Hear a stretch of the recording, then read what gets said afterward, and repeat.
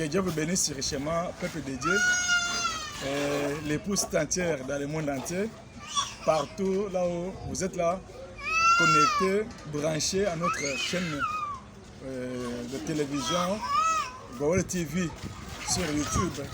Que Dieu vous bénisse richement. Sur nos plateaux, nous avons reçu encore l'homme de Dieu, le révérend pasteur Ézéchiel, le pasteur de l'église Refuge Tabernacle, délimité précisément au niveau de cette mairie.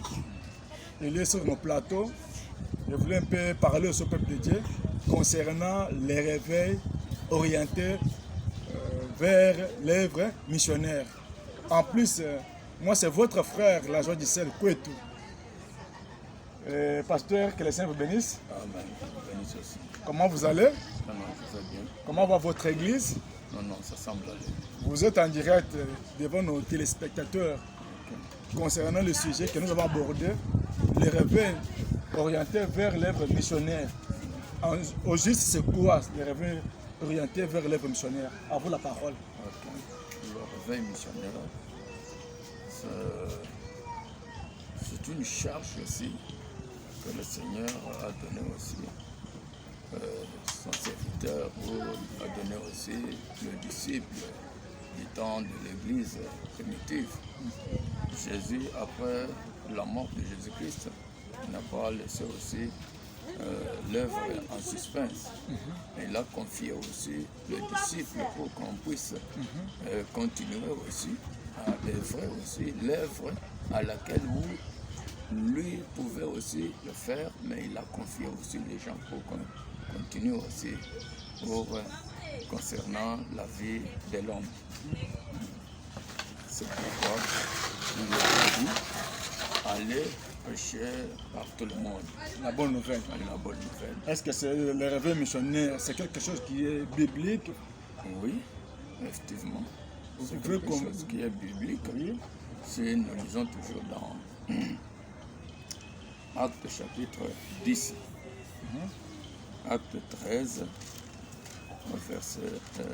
premier verset.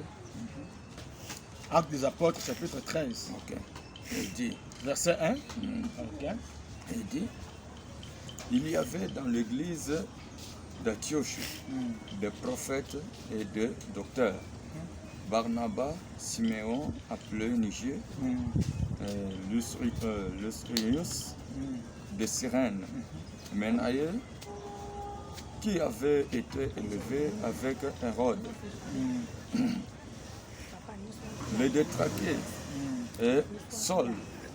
Il dit, pendant qu'il leur servait le Seigneur dans leur ministère et qu'il gênait, le Saint-Esprit dit, mettez-moi à part Barnabas et Saul pour l'œuvre à laquelle je l'ai appelé.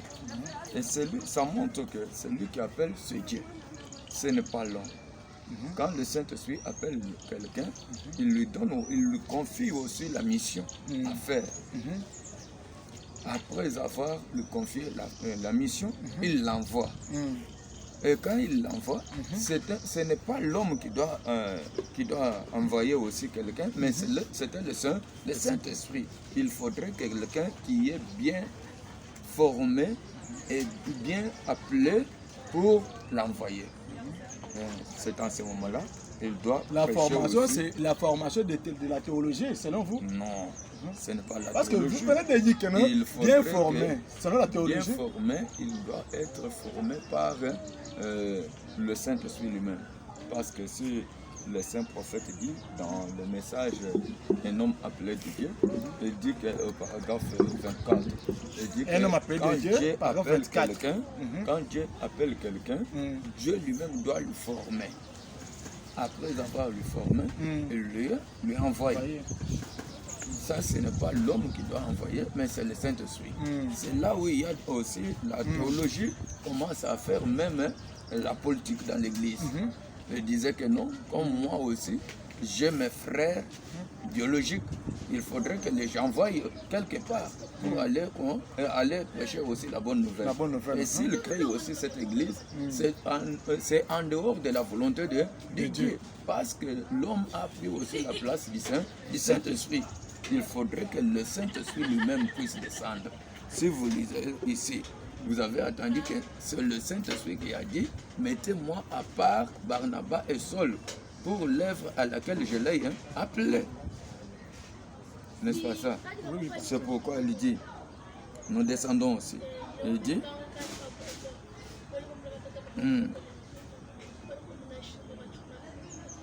ok, il dit,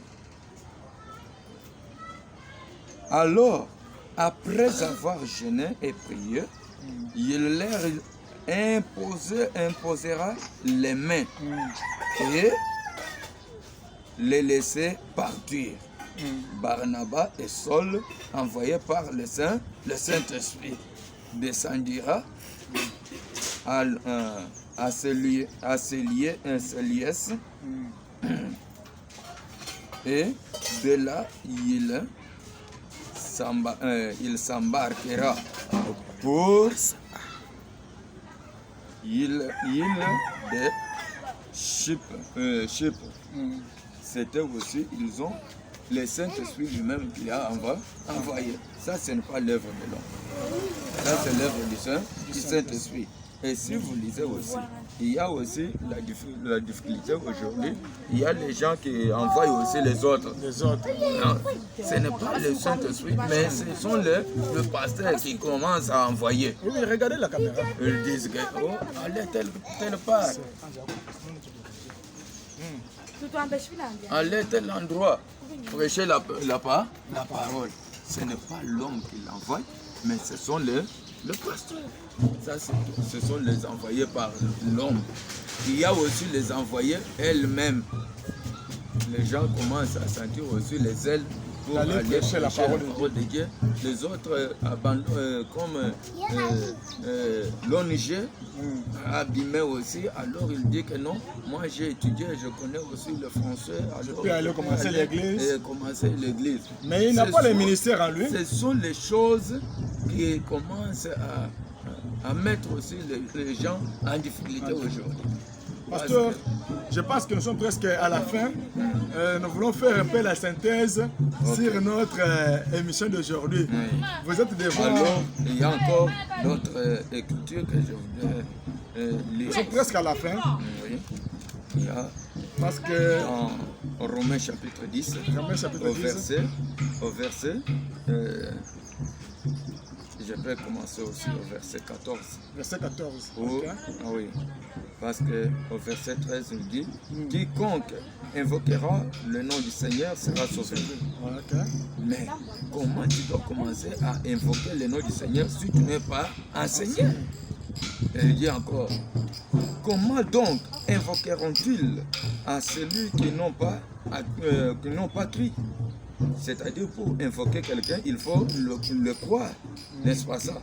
Maintenant, il dit, et comment croiront-ils à celui dont ils n'ont pas attendu parler? C'est-à-dire, quelqu'un doit parler de l'autre. C'est en ce moment-là que tu dois le croire. Alors, quand tu crois, et tu commences à l'invoquer. Merci, peuple de Dieu. Nous sommes presque à la fin. Après le pasteur, il y a ici. Encore quelques minutes pour terminer notre émission. Je termine. Il dit encore. Et comment attendront-ils parler s'il n'y a pas personne qui prêche? Et comment y aura-t-il des prédicateurs s'ils ne sont pas envoyés? C'est-à-dire un bon prédicateur doit être envoyé de Dieu. Oui, un bon prédicateur doit être envoyé par le Saint-Esprit. Appelé par Dieu, formé par Dieu, envoyé par Dieu et baptisé du Saint-Esprit. Là, tu es un bon prédicateur. Oui, parce que dans Luc chapitre 24, il dit que le Saint-Dieu ne peut pas envoyer quelqu'un s'il n'a pas lui donné aussi le Saint-Esprit. C'est pourquoi il a dit aux disciples, n'allez pas prêcher la bonne nouvelle, mais allez attendre aussi à Jérusalem, jusqu'à ce que vous serez revêtus par la puissance du Saint-Esprit. La puissance d'en haut, c'est le Saint-Esprit lui-même. C'est pourquoi il n'a pas dit qu'allez prêcher, comme les autres disent que non. Dans Marc 16, on a dit, c'est la grande commission, il nous a dit qu'allez prêcher. Allez prêcher comment? Dieu a parlé dans Matthieu chapitre 28, nous dit que allez, faites tout le monde mes disciples. Mais si vous regardez aussi parmi les disciples, les 11 disciples, personne n'a jamais allé prêcher la bonne nouvelle. Oui. Mais ils ont allé attendre aussi à Jérusalem. C'est en ce moment-là qu'ils ont eu la puissance du Saint-Esprit. Ils ont resté 10 jours après en priant. Ils ont créé aussi l'atmosphère parce que le Saint-Esprit se le fait. Le Saint-Esprit ne peut pas descendre aussi là où il y a le froid. Vraiment. C'est pourquoi, comme ils ont reçu le baptême du Saint-Esprit, c'est en ce moment-là que Pierre a commencé à prêcher la parole. C'est bien lui, le premier disciple, qui a commencé à baptiser les gens. Il n'a pas baptisé au nom du Père, du Fils et du Saint-Esprit. Mais aujourd'hui, il y a toujours des problèmes. Vraiment, l'épouse tout entière, Oui. nous sommes presque à la fin de notre émission avec le pasteur.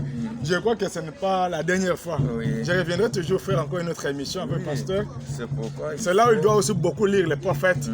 Et pasteur, vous avez une seule minute. Oui. En guise de conclusion, qu'est-ce que le peuple de Dieu qui te suivent en direct peuvent retenir? Et il faudrait que le peuple de Dieu puisse avoir aussi une vision pour connaître aussi qui n'est pas envoyé par Dieu et qui doit recevoir. Parce que le baptême, pour trouver aussi la délivrance, il faut recevoir aussi un homme envoyé par Dieu. Sa parole, ça doit délivrer aussi les gens. Parce qu'un bon serviteur de Dieu doit ramener les gens sur la parole. Amen. Que Dieu vous bénisse richement et qu'il bénisse encore le pasteur Ézéchiel pour son amour. Il a disposé son temps de venir aussi répondre à notre invitation. Que Dieu le bénisse richement. Meilleur vœu à tous. Que Dieu de Branham vous bénisse partout dans le monde entier. Le Dieu de Mochibola, le Dieu de Mochinyama vous bénisse aussi richement. Je n'ai pas beaucoup à vous dire. Soyez toujours connectés à votre chaîne YouTube, Goal TV. Nous allons encore recevoir le pasteur Ézéchiel de l'église Refuge Tabernacle à la prochaine occasion. Pour le reste, que Dieu vous bénisse.